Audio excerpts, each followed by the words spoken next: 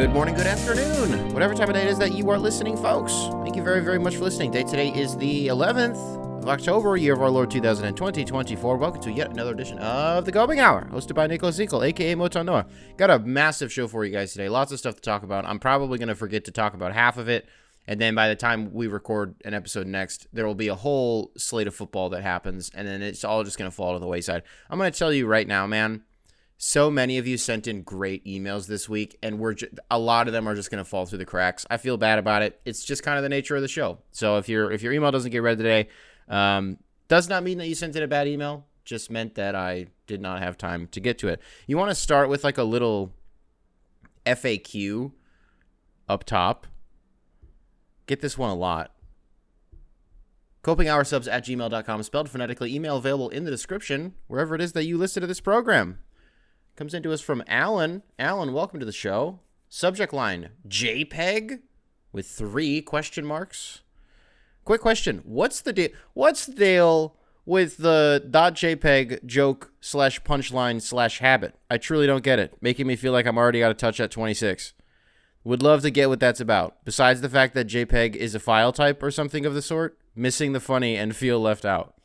P.S. I have an album suggestion. Okay, you got an album suggestion for me. I appreciate this. Yeah, so for those of you who don't know what Alan is talking about, so the main one is when I say 2 things and they're similar, and I say it's the same picture .jpeg. One I like to do is I don't want to play with you anymore .jpeg. What am I talking about? It's just a verbal meme. That's all that it is. So like it's the same picture .jpeg. There's a scene in The Office where, would it be season 8?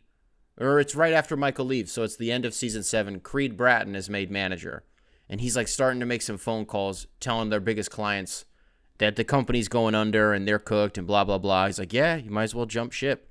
And Pam jumps in and like creates a fake mission form, and she prints off 2 of the exact same picture and goes into Creed's office and is like, corporate needs you to figure out the differences between these 2 photos. Intel suggests that there are at least 7. And he was like, oh, okay, I already see it. And then it does like the talking head cutaway to Pam, and she's like, they're the same picture. So when I say it's the same picture .jpeg, it's a reference to like that screen grab, right? Again, it's just a verbal meme. I don't want to play with you anymore .jpeg. It's just from Toy Story. When Andy is like, I don't want to play with you anymore. And he drops Woody, right? That's who he drops because he has Buzz Lightyear. He doesn't want to play with Woody anymore. I don't want to play with you anymore .jpeg. It is a verbal meme referencing the respective screen grabs. That's all that it is. I've gotten that one a lot, though. Figured it was maybe time to bury that one. Hey, speaking of burying things, I'm burying the lead. Oh, Nick, you got the Tigers hat on. Yeah, man. I waited all day. You know, usually the Friday episodes, I like to tape them early, get them in the can. But I was like, well, the Tigers play, and there's a chance that they go to the ALCS if they win. And I was like, it's probably worth waiting until the end of that game to tape the show, because then I'll have a lot to say about it. Nope. Suddenly I don't have that much to say about it. Tigers lose. Freudian slip. The Guardians got that insurance run to make it 5-3. Tigers just didn't have enough juice. Emmanuel Clase throwing like 101 mile an hour cutters. What are you supposed to do about that? What are you supposed to do? He's throwing 94 mile an hour sliders. What are you supposed to do about that? Nothing. Not a damn thing. There's literally nothing that you can do about that. It was a fun game, all things considered, but like I have literally nothing to say because I'm just bummed out about it. It's all up to Scooble. Win or go home. Elimination game. Are the Tigers going to do it on Saturday? It's all up to Tarek Skubal, the best pitcher in the American League right now. So we'll see. Folks, let's jump into the meat and potatoes of today's show. So the NBA released their anonymous GM survey, their annual anonymous GM survey. One of my favorite things that happens in the lead up to an NBA season, because it's such an interesting temperature check on what's going on around the league from people that you trust, from the voices who are the most attached to the league and their respective teams. So we're literally just going to go down the list. I started reading it earlier. I got through like the first 2 things and was like, honestly, it might be better content if I just do this blind. So this might end up being kind of long-winded. And this definitely might end up being one of those segments where halfway through it, you can tell that I just mentally punted on it. But I'm like, brother, you started the segment. You got to finish the segment. I don't know. We're kind of at the mercy of how interesting the questions are and how interesting the results are. So let's just jump right into it, folks. The anonymous GM survey for the 2024 to 2025 NBA season. Which team will win the NBA Finals? Boston Celtics, 83%. Wow. Okay, so they're the favorites. It's like not even close. I mean, second is Oklahoma City at 13%, and then Dallas polled at 3%. So, okay, Boston's going to run it back this year. There's really no reason to think that that isn't plausible, except if you're looking at it through the historical lens, the recency bias thing. It's not a recency bias thing, but like the recent history of it. Back-to-back champions haven't been a thing for a while now, and so it would be surprising in that sense if they did it. But also not really, because all they did was just retain their core. They are just running it back with like the same team. So yeah, it would make sense that the team that just won the championship and has the exact same team, even if teams around them and the the immediate threats to Boston's claim did get better. The Sixers, they got better. They got Paul George. The Knicks, what are you going to tell me? They didn't get better? You know what I mean? Maybe there was an argument to be made. Oh, like, that's cool. You got Mikal Bridges, but you lost Isaiah Hartenstein, and now you don't have a center. It's like, well, now we have Karl Anthony Towns. Which, by the way, Danny Ainge needs to be thrown in jail, maybe. I don't know if you guys saw did you see this, hear about this? The report that came out that the Knicks tried to get Walker Kessler before they went after Cat, but Danny Ainge was like, no, I need 2 first-round picks. And you imagine one of those would have been the heavily protected first that's been, getting shopped around from Detroit that, like, may never actually convey. And then there would have been something else on top of that, a little sweetener. But Danny Ainge's obsession, his fetish for being the robber in every single trade that he does, it could very easily be the reason that Lauri never gets traded out of Utah, is because the demand maybe won't be what a Danny Ainge type character wants it to be. I'm straying from the point. That was pretty bizarre. So, okay, Boston Celtics, that's who the GMs think is going to pull it off. Who's going to win the MVP? The GMs think it's Shea. 40% of the votes went to Shea Gilgeous-Alexander.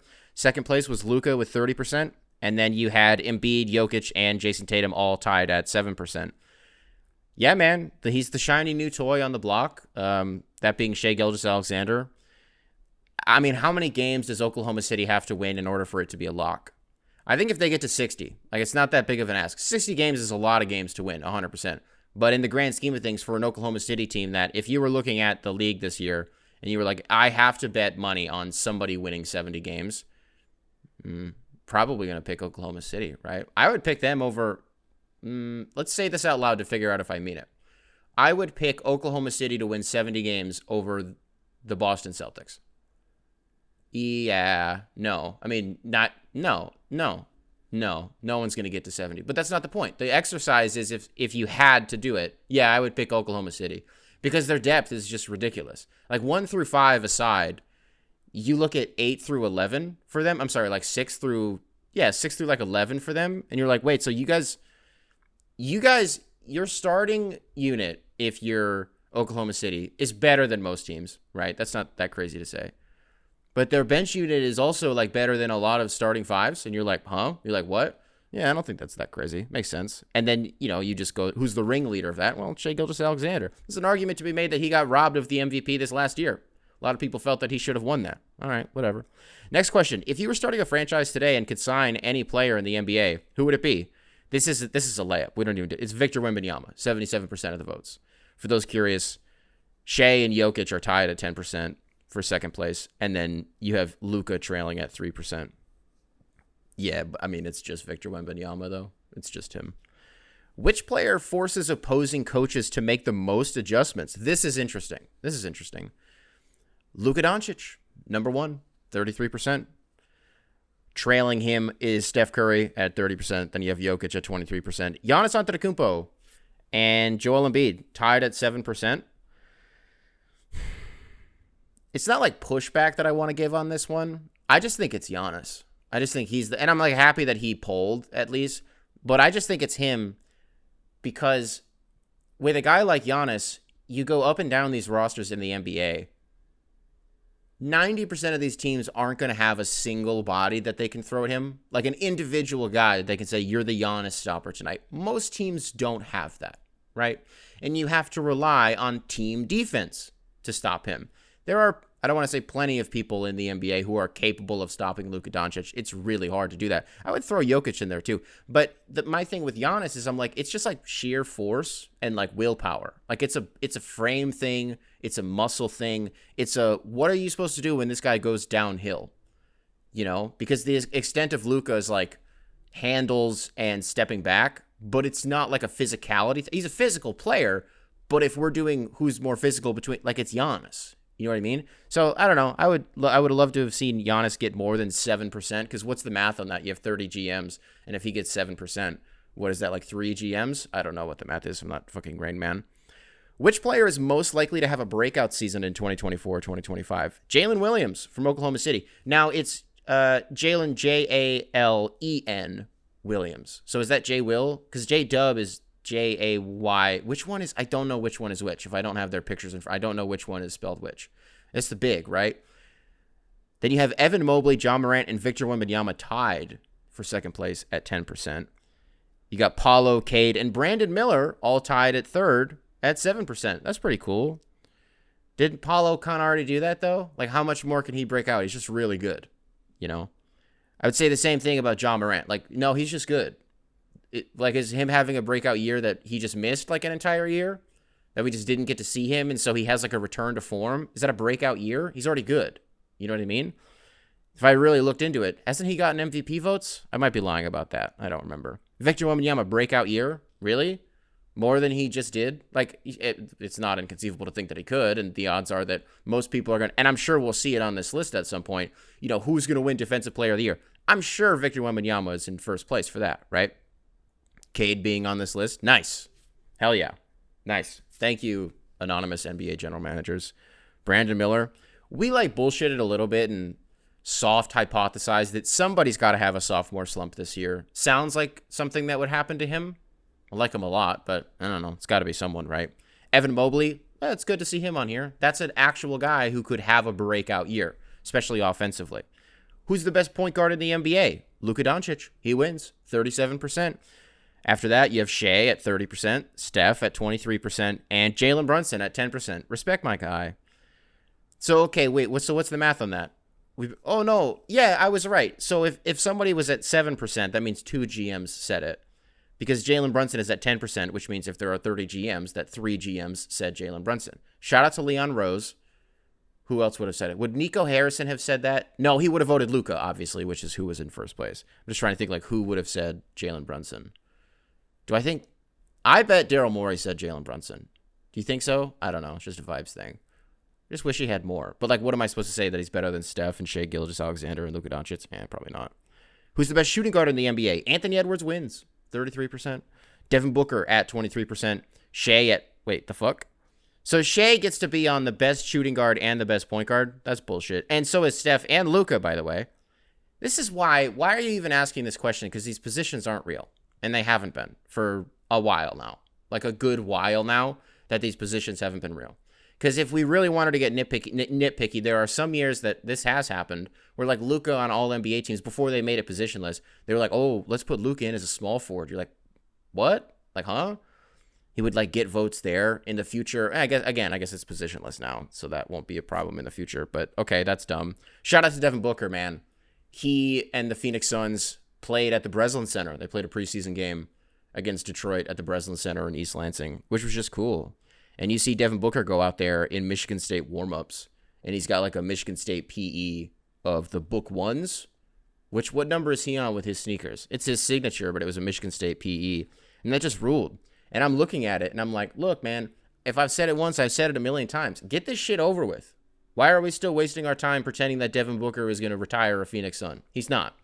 That divorce is inevitable. I don't know when it's going to happen, but this Matt Ishbia character is just Joseph Tsai 2.0, right? So why don't we just accelerate the timeline here and get Devin Booker in Detroit? Brought a tear to my damn eye seeing that happen. Also, it was bizarre to see like a 40-year-old Kevin Durant knocking down 37-footers at the Breslin Center.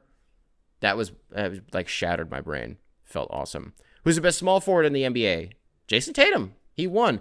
See these motherfuckers, man. They got Luka at number. They got Luka at 17%. KD and LeBron also at 17%. Jaylen Brown at 3%. So Luka is the best at 3 different positions. Like, what are we... Okay, all right. Who's the best power forward? Giannis, 77%. No notes. Respect the Greek king. You got KD at 7%. Who's the best center in the NBA? Jokic, 87%. Joel Embiid, 10%. Victor Wembanyama, 3%. Yeah, I love that they're already...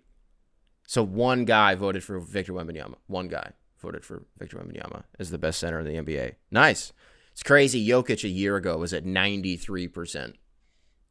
I would be more curious actually to look at that and say, well, I guess I was going to say, who else were people saying? It would have been Embiid at the time. It definitely would have been Embiid. Highest percentage of total votes on, what is this? Oh, I see what this is saying. I don't want to read that one because it's stupid. Which team made the best overall moves this offseason? The Oklahoma City Thunder win it, 37%. Philadelphia 76ers at 33%. And the New York Knicks at 20%. Yeah, that sounds about right. Well, what did Oklahoma City do? They got Hartenstein. And then they got Alex Caruso, and they ditched Josh Giddey. Maybe 1 or 2 more things in there. But those were the main ones, right? Those were the highlights. The Hartenstein thing was nuts. Alex Caruso on that team is super fun. We'll see how that one pans out. It's going to go well. Philly, it's like, well, they got Paul George, so that's cool. Daryl Morey has a new shiny toy. The Knicks at 20%. Kind of already highlighted those two specifically, but hey, it makes sense. Which one player acquisition will make the biggest impact? Paul George in Philadelphia at 60%. Number 1. Tied at number 2, you have both Knicks moves that they made. You had Mikal Bridges and Karl Anthony Towns at 13%, and then Alex Caruso at 7%. I would have loved to have seen DeMar DeRozan on here. Just one guy being like, I don't know, keep an eye on the Kings. Because I'm still not so sure. We've expressed some skepticism regarding it. Not that we think it's going to go bad, but just how we're a little bit confused on like what is going to make it work. But aesthetically, we're really on board with it. DeMar DeRozan in Sacramento. It's really cool that he gets to, quote unquote, go home. But he's removed from all of the drama that comes with actually playing for the Los Angeles teams. Just cool for him. What was the most underrated player acquisition? Alex Caruso to Oklahoma City. That's what they're saying. That's what the GMs are saying. 23% of them. KCP to Orlando at 17% is number 2, which I think is fair. You want to talk about an underrated player acquisition? Yeah, I'll give him that. Because what was the Achilles heel for Orlando? Like in the playoffs, especially. Be interesting to go back and look at the numbers. Didn't they suck from 3? Like they were bad. They didn't have anybody that could shoot threes. Like the Franz Wagner, was like, hey, I don't know how to shoot threes anymore because I stink. And you get a guy in KCP who's just kind of been, that's just been his whole deal for his whole career. It's crazy. Like me as a kid, I remember being a freshman in high school. I was irate that we drafted KCP. And he was like fine for a few years, but like mostly just made me mad. So KCP, kid can't play. That's what we called him in my circle. Oh, fuck, look at, here comes kid can't play. Hated him. And then like he was just good. He's like an actual role player. Yeah. Shout out to Tyus Jones for making this list. Going to Phoenix, 13%. Which team will be the most improved this upcoming season? Memphis Grizzlies at 67%. Blew everybody out of the water. Everybody out of the water. I mean, again, you have Ja Morant coming back from injury. I would push back on the breakout season thing. We already know that he's good. You know, if anything, it's more like a who. If the question was, who will we be, I don't know how to phrase this, who will affirm us in our belief that they are still good? Ja Morant would be like the only guy that could really be on that list. But it makes sense. You got the Spurs at 13%. You got the Sixers at 7%. Yeah, the Spurs thing. Chris Paul and Victor Wembanyama is going to break my brain a little bit. Seeing Chris Paul in a Spurs uniform is going to be crazy. What was the most surprising move of the offseason? I don't think this is close, and I think they nailed it. Karl Anthony Towns going to the Knicks at 27%. You had Paul George to Philadelphia at 23%. DeMar to Sacramento at 17%. There we go. We got that one. Mikal Bridges to New York at 10%. And then Risa Shea getting drafted number 1 at 7%. You know, one of you guys actually sent in an email asking why nobody cares that Risa Shea got drafted number 1 and like apparently looks good in the preseason. I'm not watching the preseason, even if it's the Pistons, because I don't have time for it. It doesn't matter right now. Like these games don't matter. Even if it Yeah, man, it gives you a good barometer of like maybe how these teams are going to look to start the season, but they don't count. They don't matter. It's preseason. I don't care. Wake me up when the regular season starts. Why does nobody care that Reese O'Shea got drafted number 1? Well, it was kind of a curveball. It did throw us off a little bit. Going into the draft, I don't know. Nobody cared. There wasn't a guy. It was really hard to follow up the Victor Wembanyama draft.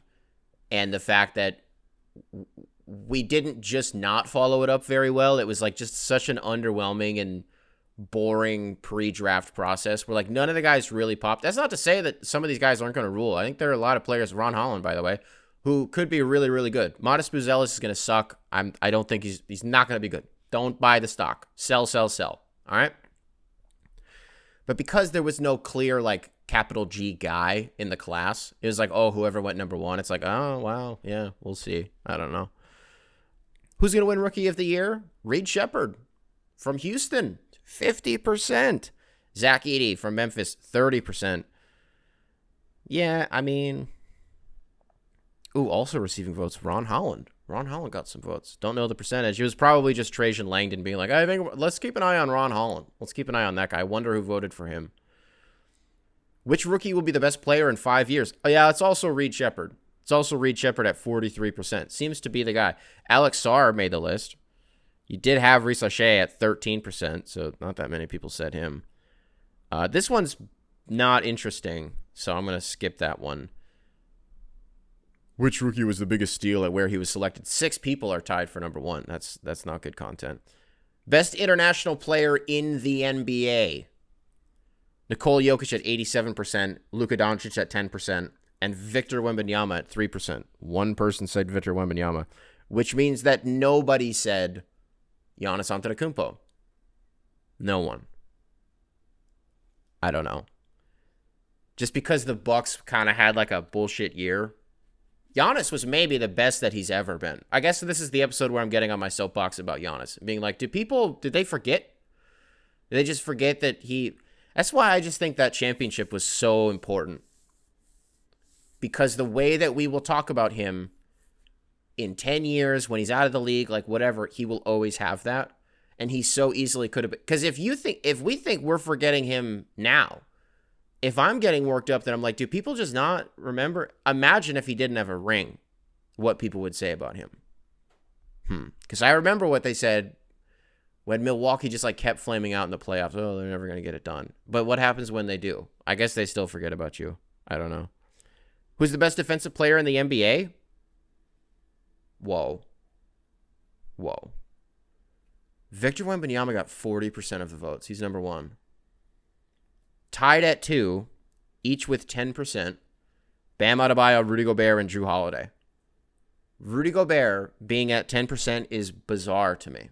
That's crazy. Not only does he have more Defensive Player of the Year votes, I'm sorry, not votes, more, well, technically, yeah, but more Defensive Player of the Year wins than everybody on this list combined, the rest of it being Giannis, Anthony Davis, and Herb Jones. He, like, damn near has more DPOYs than anybody ever.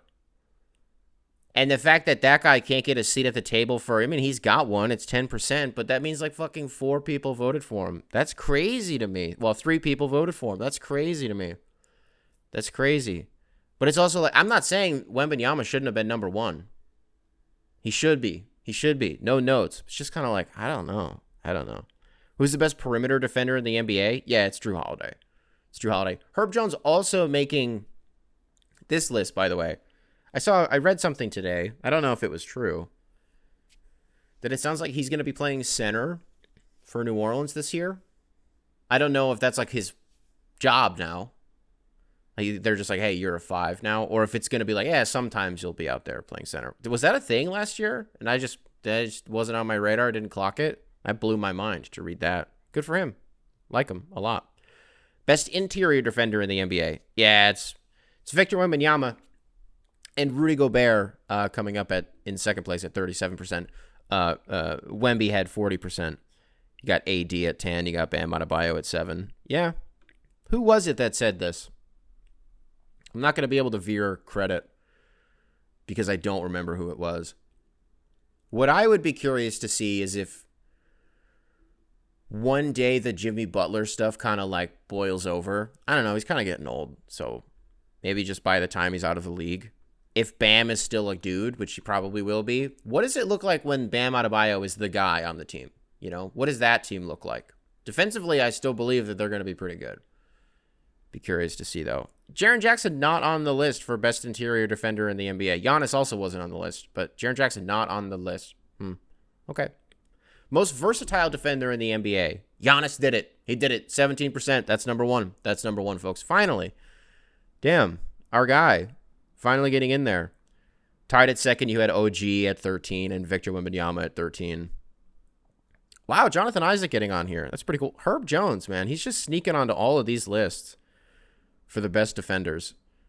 Best defensive team in the NBA, Boston wins it 57%. Minnesota Timberwolves 23%. Oklahoma City Thunder at 20%. Who is the best head coach in the NBA? Eric Spoelstra at 69%. Nice. If I'm not mistaken, why don't we check this right now? Doesn't he not have Coach of the Year?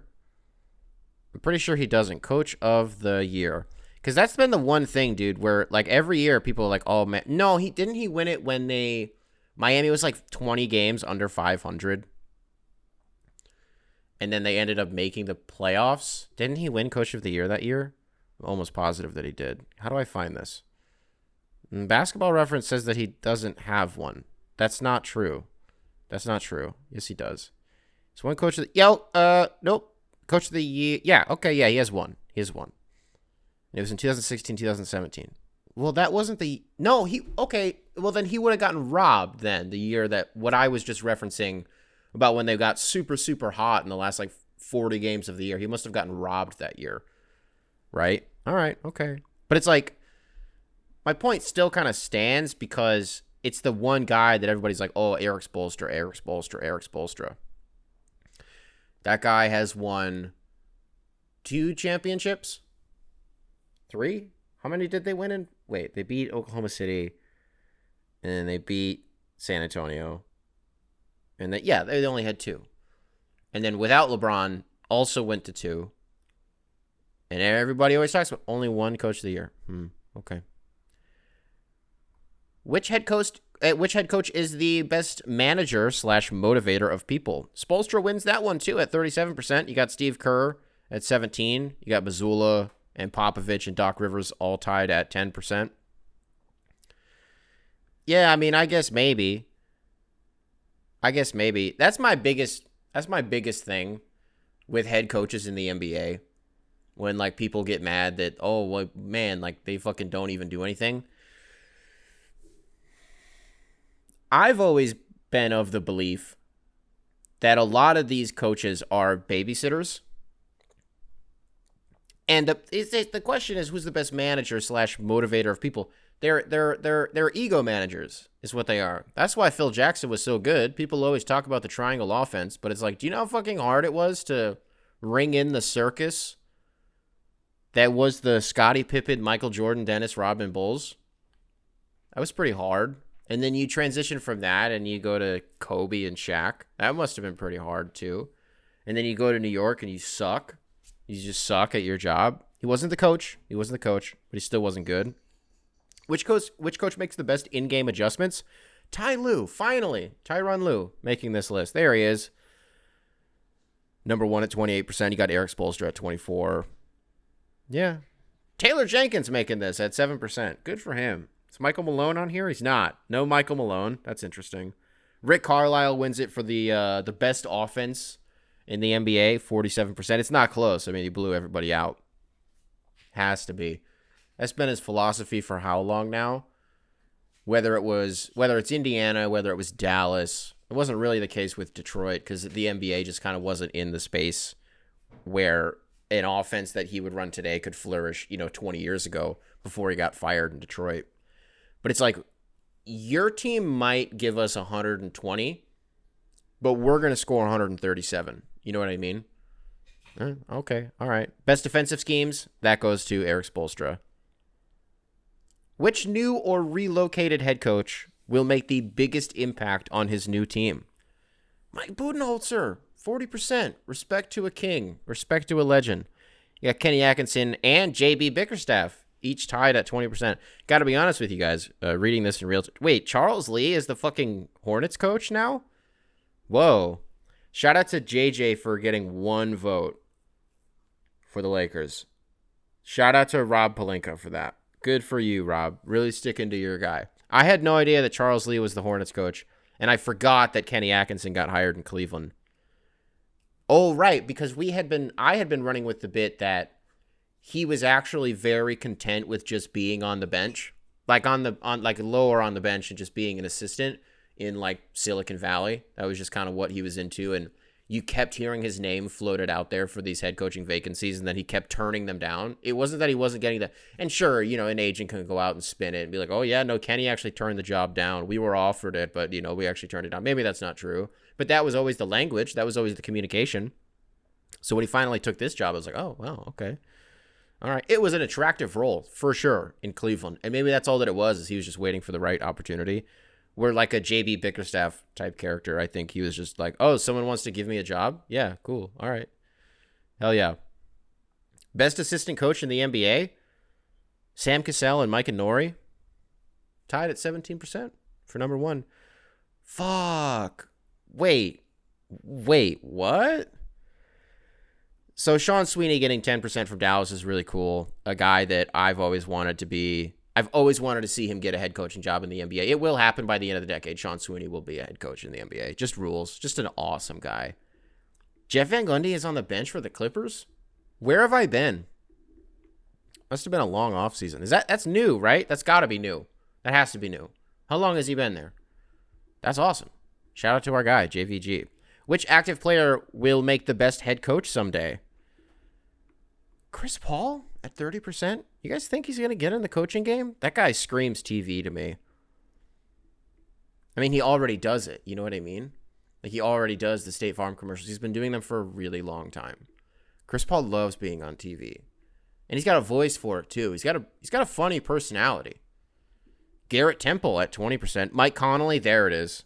Love that one, 13%. You got TJ McConnell and Fred VanVleet tied at 7%. Also receiving votes, Harrison Barnes. Huh. Bradley Beal? Hell no. Hell no. Hell no. Which team is the... What the hell is this? What is this? No.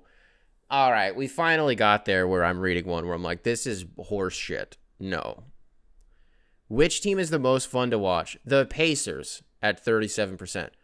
I don't care what I just said about them having like the most prolific scoring offense that you've ever seen in your life, because that's all that they do is score the ball. I don't know about that. I don't know. Oklahoma City at 27%. You got Denver and Golden State tied at 10%. Boston at 7%. Are we sure about Golden State? Are we sure? How fun are they to watch? Especially now. Especially now. Going into the season, you still feel that confident in like, I mean, if you're just saying it because of Steph, okay. If you're saying it because Kuminga finished the year on fire and was awesome, okay, I guess. But he's also going to have a completely different role this year, you'd imagine. More involved, which sure means that he could thrive and is awesome. Or it could mean that he falls on his face. I don't know. The Draymond thing, I don't even know anymore. I don't know. So other than that, Pajemski, I guess. Oh, I can't wait. Oh my God, Golden State is playing? Oh shit, let me check out these Kyle Anderson minutes. Like the fuck? I think it's like, it's out of respect to put them on here. I would put Milwaukee over them though. And that's not me trying to like continue the Giannis thing and but I just would. They have Damian Lillard and Giannis Antetokounmpo on the same team. That's it. We're not even glaring omission of Chris Middleton and like Brook Lopez. I thought he was on the shoot around the other day. I had said something about Brook Lopez in passing where I was like, doesn't he kind of like stink now? No, it's just that he's old. That's all that it is. But like his numbers haven't changed. Like he's just still the same guy. Oh, okay. All right. Which team has the best home court advantage? Denver Nuggets. Wow. Overwhelmingly the Denver Nuggets at 47%. Oklahoma City at 17%. Tied at 3rd, Boston and New York at 13%. Utah at 7%. Only one GM said Sacramento, but they got in there at 3%. I'm not mad at Denver being number 1. I would sneaky put Sacramento higher on this list, though. for sure. Dallas's home crowd? Are we sure that they're not supposed to be on this list? I'm thinking maybe they should be on this list. Which team will have the league's most efficient? Okay. No, fuck that. All right. All right. Okay. Just read it, Nick. Which team will have the league's most efficient offense this season? Boston at 53%. Indiana at 20%. God damn it. So which is it?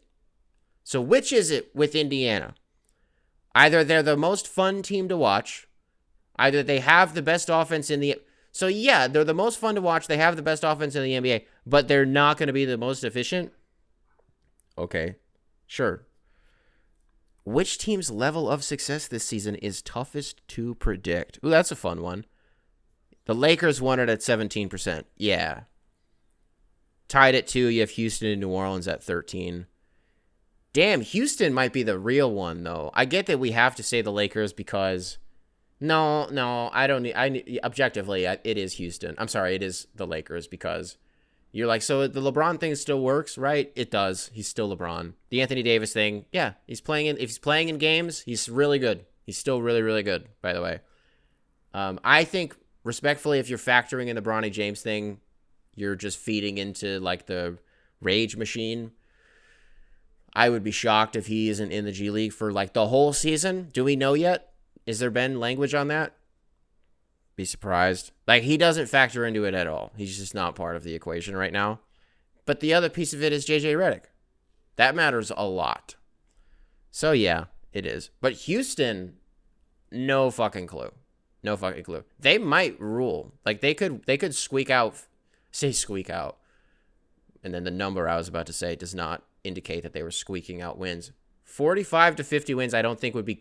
50 wins in the West is fucking nuts for this Houston team. That's not happening. That's not happening. 45, though? Yeah, for sure. It could happen. Or they could win 30. Like, I don't know. We'll see. And I say 30 even if nobody gets hurt. Even if there are no major injuries. I don't know. New Orleans. Zion looks crazy. He looks wild. I'm not saying this, by the way, but there are a lot of Ozempic accusations getting thrown out there. He lost a lot of weight in a really, really short amount of time. He started doing it last season, maybe like a year and a half ago. It didn't just happen within the last 4 months.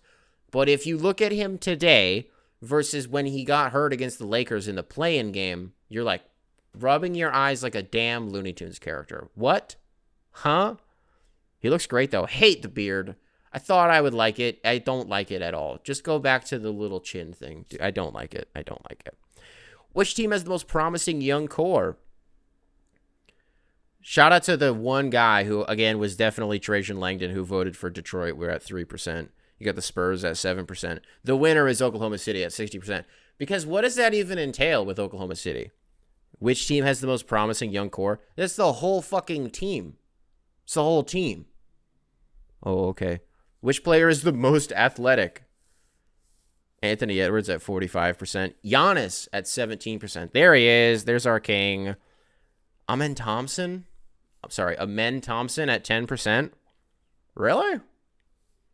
Over wow, and Asar at 7%? What? Like, no Zion?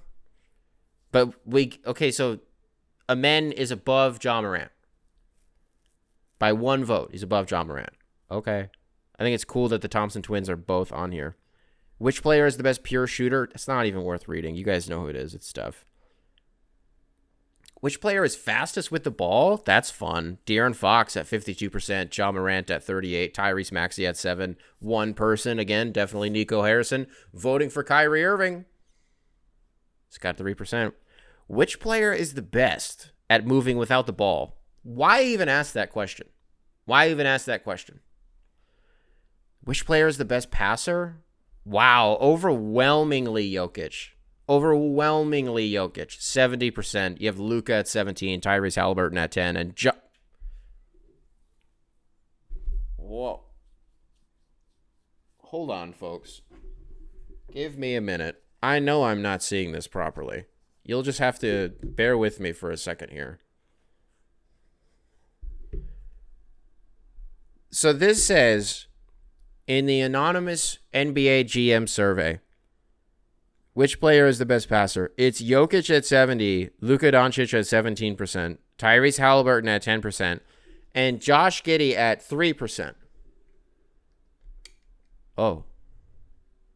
That seems weird. I can think of like... Okay, I don't have any jokes for that. The moment is gone. I butchered it. Which player is the best leader? Steph wins it, 33%. Tied at second is Jalen, Brunson, and LeBron, both at 23%. Then you have Drew Holiday, Nikola Jokic, and Chris Paul at 7%. I would push back on Jokic being a good leader. I don't know. I'm not in the locker room. I'm not. I haven't listened to him mic'd up. I don't recall too much off of the top of my head. You know, him being in the war room, him being in the middle of a huddle, gassing his guys up. Maybe I don't see it. I don't know. Who else would I put in there? Giannis. Have I mentioned him in this episode yet? I don't know. Most versatile player in the NBA. Oh, who's that at 30%? Who is that? Oh, that's Giannis Antetokounmpo winning for the most versatile player in the NBA. Whoops. See, they know what it is, folks. They know what this is. You have LeBron.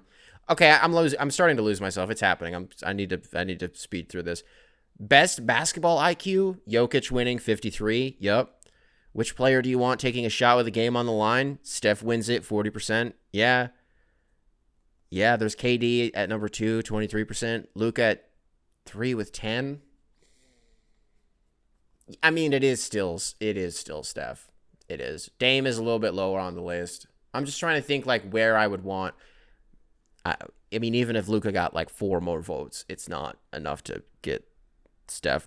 What rule regarding play, schedule, draft/lottery, playoff format, roster construction, etc. most needs to change? The winner is roster construction. Apron rules and trade math is too restrictive or should be indexed to team's market. Whoa. That's interesting. Whoa. Because you know the NBA is going to absorb that feedback. So what else is on here? The schedule, fewer games and or fewer back-to-backs. Yeah, that one makes... They're not going to do fewer games. They're not. You think these networks just paid all of that money, $2 billion a season for the next how many years? For the league to play fewer games. Do you want more commercials? Do you want more advertisement on the court? Do you want more ad patches on the jerseys? Do you want more shit on like the UI on the screen when you're watching a broadcast? You don't want that? Then they need to play 82 games. They do. Because otherwise, these partners, these advertisers will need to make up for the lost time. You don't want that. Fewer back-to-backs, though, for sure. For sure. Game flow. Reduce stoppages and replay reviews or change to G League 1 free throw rule. I don't know what that is. Somebody let me know what that is. That sounds cool. I think I know what that is. As soon as somebody tells me what it is, I'm like, right, okay, yeah, I knew that. I don't know what it is off the top of my head, though. Yeah, these are all interesting. Free agency before the draft. Return to a one-day draft. Yeah, definitely need to do that because this year was fucking dumb. That's it. Oh, wow, that's it. Thank God we finally got to the end. Yeah, that wasn't too painful. That was fun. Hey, copinghoursubs@gmail.com, spelled phonetically, email available in the description or wherever it is that you listen to this program. Got a couple emails about the Kendrick Perkins scam shit.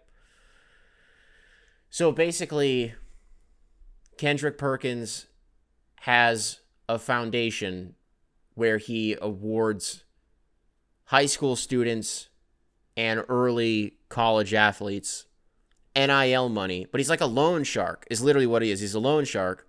And so you sign your name, image, and likeness away to this firm, this foundation, for 7 years. They control your NIL.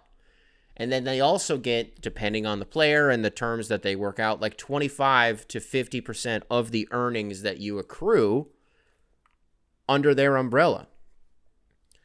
There's a whole bunch of shit that goes into it. A lot of it was legal jargon, kind of mumbo jumbo. Just didn't really move the needle for me. I thought what was interesting was that ESPN reported it, so the call is coming from inside the house, and you're like, whoa, where's this coming from? Who made that call? You know what I mean?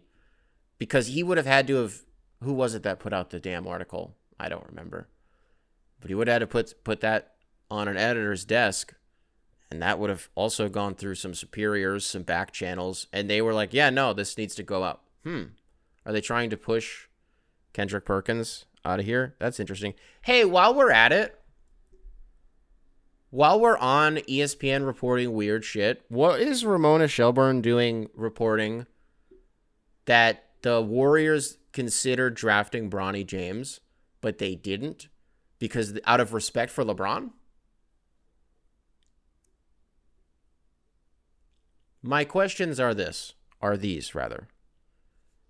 Why do the Warriors feel like they need to do him a favor? Why? And you can tell me, because he's a legend and blah, blah, blah. He's at the tail end of his career and how much this means to the sport of basketball. They were just doing their due diligence. Oh, okay. Why is Ramona reporting this? These stories don't come out for no reason. There has never been a journalist or reporter who has said something that wasn't for a reason. There's a reason this information came out. Because if the Warriors were really just trying to do him a solid, they could have privately been like, hey, man, wink, wink. While they were in Paris for the Olympics, Steph could have been like, hey, did you know we were actually going to draft your kid? But just out of respect for you and your status, your legacy status in the NBA, we were like, no, let's actually do LeBron a favor. What? Why? Why did this come out now? Why are we hearing this now and we didn't hear this a few months ago? I'm just wondering, the gears are spinning. Look, a LeBron-Steph team-up, it just can't happen. There's just no way to facilitate something like that. It can't. But when you tell me something like this, it makes me think that there's something going on.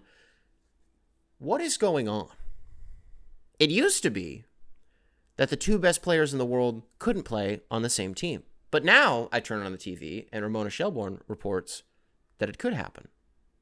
What is going on? What was the email that I was going to read? Shoot. Oh, yeah, okay. Yeah, it was just the Kendrick Perkins thing. Yeah, a couple of you guys. I'm just kind of summarizing all of the ones that you sent in. I don't have enough funny stuff to say on it. This one comes into us from Pierce. Pierce, welcome back to the show. Subject line, the Detroit Lions changed my view on bandwagoning. Hello, Mr. Cope. Long time, second time. I've been a Detroit sports fan for as long as I've been into sports. Being a lifelong Michigander has led me to the path of supporting my hometown team no matter what. I don't think I'll ever not be a Detroit sports fan. As you know, the Detroit sports have been poor for a very long time. Before 2022, the general public would agree that the Lions were the worst franchise in the NFL by far. Just to break the email, it's us or the Browns, but yes, I get your point. Now that they've won their first playoff game, made the divisional finals, and are on a rampage to do the same this year, the Lions are suddenly on the radar. A team that a few lowly years ago were the laughingstock of the NFL are now, quote, America's team, unquote. Fuck you. America doesn't deserve the Detroit Lions. America spit at the Detroit Lions, discarded them like they were trash. Detroit deserved the Detroit Lions. America didn't have to sit through watching the Lions lose every week for years upon years. America didn't have to sit through the same conversations about the Lions Thanksgiving dinners for years about how Matthew Stafford is, quote, a good quarterback on paper, but just doesn't translate on the field. Unquote. Yeah, they would call him like Stat Padford, shit like that. And then parenthetically, like, what the fuck does that even mean, close parentheses? How, if the Lions had a solid O-line, that we would be successful? America didn't have to watch some of the worst officiating in the history of football. America didn't have Matt fucking Patricia as a head coach. America's team? Fuck you. I understand that I'm being immature and ignorant right now. I understand that people can like whatever team they want, and most people want to like a good team. But the Lions are 60, 83, and 2 with 2 first-round playoff exits from 2013 to 2022, which is from when I started watching football to when the Lions started to look charming to other people. And I know that I haven't been a Lions fan for very long. I'm only 19 to be fair, but it's long enough. Sent with love from an insane Lions fan. Pierce, thank you for the email. Yeah, brother, you came in pretty hot on this one. I love it. I love it in spirit. You're just really passionate about the team. That rules. My thing, I guess, would be, I don't think you're wrong about any of it, but, you know, just to maybe entertain the idea that America really likes rooting for underdogs, the same way that when the Cubs were on their path to winning the World Series in 2016, America was rooting for them. They were not rooting for Cleveland, because the idea of them breaking this like 108-year curse and winning a World Series for the first time in over a century was really exciting to people, right? People want to root for that story. But I promise you, the second that, hey man, God willing, we win a Super Bowl, people will stop caring about us, because then that bubble bursts. We are no longer the team that never could and never will, which has been the case, to your point, forever, right? America has watched us get shit on for a long time. Everybody is aware of the horseshit that we have dealt with in officiating. Not everybody's going to be able to relate to the Matt Patricia stuff and yada, yada, yada. But there are so many things that have happened to the Lions. Like, hey, you've only been a Lions fan since what, 2000 and, what did you say, 12, 13? What year was it that Calvin Johnson got fucked in Soldier Field and they said he dropped the ball? It was Des Bryant before Des Bryant. Like, people weren't empathetic at all about that when it happened to us. Was it John Kitna or Sean Hill that threw that pass? You know, we could go down the list. We've done it a million times. I don't need to do it again. People understand the context that makes this situation as crazy as it is. That's why they're rooting for us, brother. You know what I mean? So yes, it is our team. This is the team that we root for, and people from the outside looking in are just kind of like, oh, wow, look, they finally got good. Remember how fun the Browns were when Baker was at the helm and they like won a playoff game? And it was like, holy shit, imagine if the Browns were good. Could you fucking imagine that? I would say if Deshaun Watson wasn't their quarterback, if fucking R. Kelly wasn't taking snaps for Cleveland, they would be really, really fun, especially when Nick Chubb is healthy.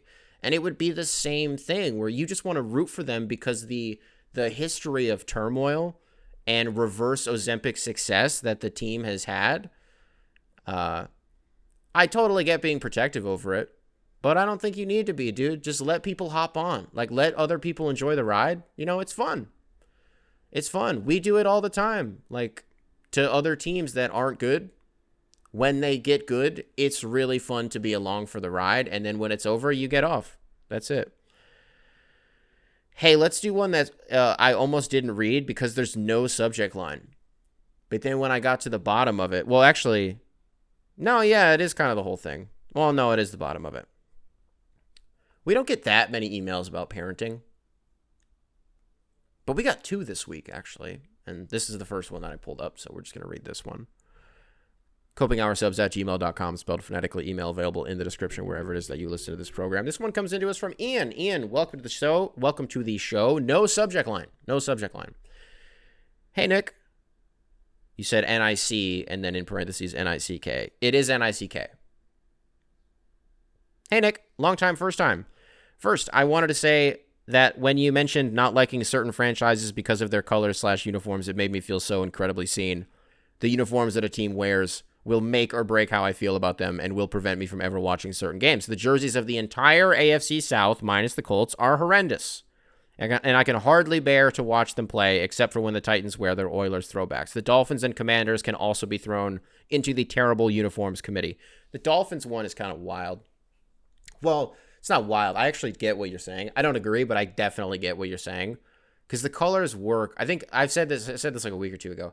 The stadium is so bad that it completely throws me ever wanting to root for them. The Dolphins throwback uniforms, undisputably great. I won't hear any other argument, but they're like traditional, what they wear for the home and away games. I can get there with you if you wanted me to, but, you know, I do like the teal. The Commanders I don't like because I think the font sucks.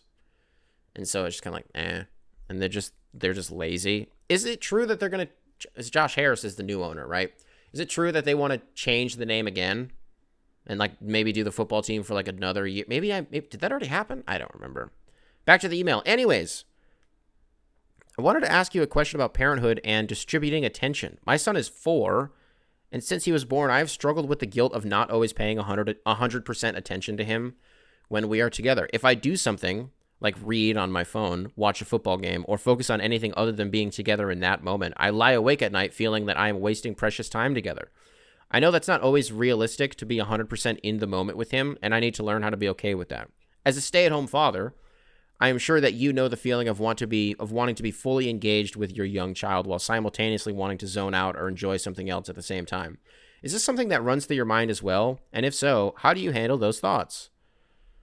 Ian, thank you very much for this, brother. Yeah, it's hard. But I was talking to my grandma on the phone about this the other day. I give us a lot of credit as parents because we are very present and we are conscious of every single moment that we experience with him, because everything that everybody, brother, you have a 4-year-old.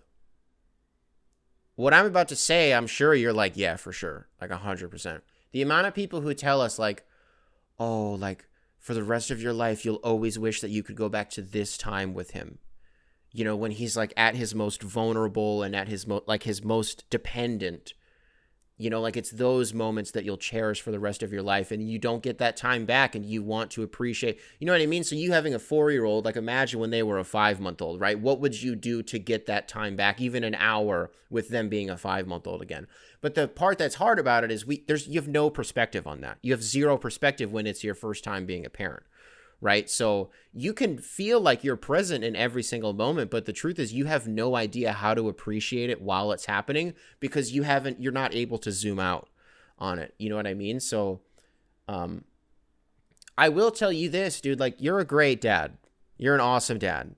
And I don't want you to, I don't mean to say like it's good that you lie awake at night and be like, damn, I didn't spend enough time with them today, or like, but it's good that that's like fucking with you, right? It's good that's something that's on your mind, and that because there are plenty of people out there, and there are plenty of people who listen to this show who I'm sure wish that their fathers had that feeling about them, right? So it's tough. I'm assuming you work, and so that's another, you know, you have to go to work and you miss a lot of time, and that's something that Maddie has a hard time with is she hasn't really missed anything yet. There hasn't really been anything crazy that she's missed, but who knows? It might happen. She goes to work. She leaves at like 7:30 in the morning, and sometimes she doesn't come home until like 7:30 at night, right? It's the corporate world. She works really tough hours. So that means the whole day, right? It's just me and him. And when she leaves for work, like he's just waking up. By the time she comes home, either he's already asleep or she just gets to like put him to bed. And that's kind of it. And that's like 4 or 5 days a week for her. And that's really fucking hard. And so for me, to be honest with you, I don't have the problem of, oh fuck, I'm not paying enough attention to him, because all I do is pay attention to him. You know what I mean? So what I do is I'm just more conscious of the stuff that we're doing all day. You know, I've been taking him on a lot of walks recently, like multiple a day. It used to be just one a day, and it was like my vehicle to just get him to go to sleep when he was being unruly. But now that he's 5 months old, and so he's sort of becoming a person, his object permanence is such, and he's seeing more colors, and he's able to like actually be active with his eyes and sort of interact with the world. So I'll take him on a few walks every single day, and it's those moments where like I will talk to him. I'll talk to him. And the first month or two, like it's weird, like in public, you feel weird talking to your kid. Like you just feel dumb. But now, you know, we're so comfortable with him, and we've sort of fallen into the roles as parents, you know, that I don't give a fuck if I walk past 100 people and they're like, you're talking to your kid. Like, yeah, the fuck? Like I'm teaching him about stuff. Like I don't know, like we're just chopping it up. Man, and there's just so much that you can't be prepared for, that, you know, people always try to give you advice that like, you know, oh, you guys are gonna have a kid, oh, this thing. But you just don't know. And the time piece of it is the biggest one, and how quickly it goes by. And, you know, one of the other emails that we got that I didn't get a chance to read, and I would just, you know, fuck up my rhythm here if I tried to pull it up. But somebody had emailed in saying that they just found out that they're going to be having a baby, and that their significant other is pregnant, and they're in the phase where they're not telling anybody yet, and you know, blah, blah, blah, blah, blah. And it made me really happy. I thought that was, because it's such an exciting point in your life, you know, and what's weird is I, in retrospect, did a bad job of appreciating the pregnancy, because while the pregnancy was happening, I was conscious of everything, and it was the most locked in I had ever been in my life. It's not that I did a shitty job. Hold on. Let me backtrack on that one a little bit. But it's like, we were kind of talking about this like a week ago. Like she mentioned something about the pregnancy, and I was kind of like, at this point, dude, that might as well have been 10 fucking years ago. You know, because as soon as the baby's here, your concept of time completely changes, and everything that came before that baby may as well have been like 200 years ago. And so like I don't remember, like I remember the important milestones, but it's like certain details of it are just completely fuzzy to me now. And I think one reason that I worked so hard to be conscious of the moments that I do have with him, one of the reasons is probably because when the baby is first born and it's your first kid, some of you out there are going to be like, for sure. Some of you might, that were first-time parents, maybe you have a few kids, maybe you didn't feel this way. But the first month or two is hard, not just in practice, but emotionally, because it can be really hard to connect. And it can be really hard to feel like you're not just taking care of somebody else's kid. And as horrible as that may sound, like the amount of parents I've talked to or that Maddie and I will talk to, and they're like, yeah, like 100%. Like it gets easier when you have more kids, but the first one, because you can't get prepped for that. You cannot get prepared for what that moment is like, that holy shit moment where you're like, oh my God, so this is just my life. This is just what we're doing now. There is no, you don't stop. This is around the clock 24/7. This guy depends on us, without us, he doesn't, like, you know what I mean? And so that's really hard. And the guilt that comes with that, like, dog, it has nothing to do with me not like loving this kid. I love him more than anything. Like we would kill everybody for him now. Even when we weren't feeling that connected, we still would have done it. Right. But I'm almost like making up for how I felt at the time, where I'm like overcorrecting to make sure that how do I phrase this? I just felt like I was doing such a shitty job at being a dad, not again in practice, but emotionally in the first month or two, because it was so overwhelming and it was so bizarre to us that, like, again, this is what we're doing now. It's such a huge leap in your life that, if you're not ready for it, you can't. You cut. Oh man, but now every day it's just, you watch him learn something new every single day. And from today to tomorrow to the day after that, he gets like a little bit better at starting to crawl. He gets like a little bit better at it. His voice he's able to scream a little bit louder, and that gets him really excited once he realizes like how to use his vocal cords, and then that just makes him scream even louder, and that just makes him laugh because he's like, whoa, I'm like making really funny noises. I'm like, yeah, it's really fucking funny. He's shitting his pants a lot less now, like having like really bad blowouts a lot less now, which is great. I don't know how many of you out there, your kids just have like constant diaper blowouts to a point where you're like, I'm not even putting you in clothes because you just keep ruining clothes. And these clothes, you're not even going to fit in these for that long anyways. So you're just going to hang out in a diaper. Like that's just what you're going to do all day. But yeah, man, it's that time that you do get together.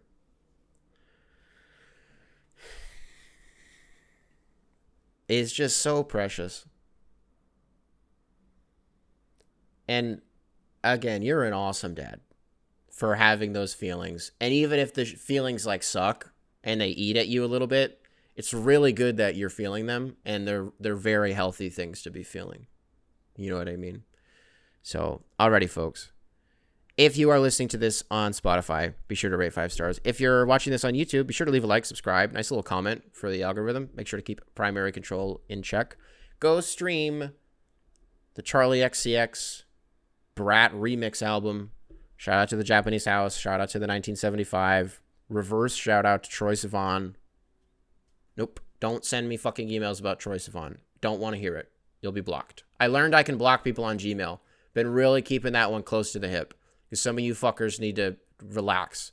No Troye Sivan emails. I don't want to hear it. Not interested. Shout out to RIP Brat Summer, though. Is it Brat Fall? Can we say that? Yeah, it's Brat Fall. I will catch you guys in the next one. Beautiful, beautiful. Primary control. Beautiful. Primary control. Beautiful. Primary control.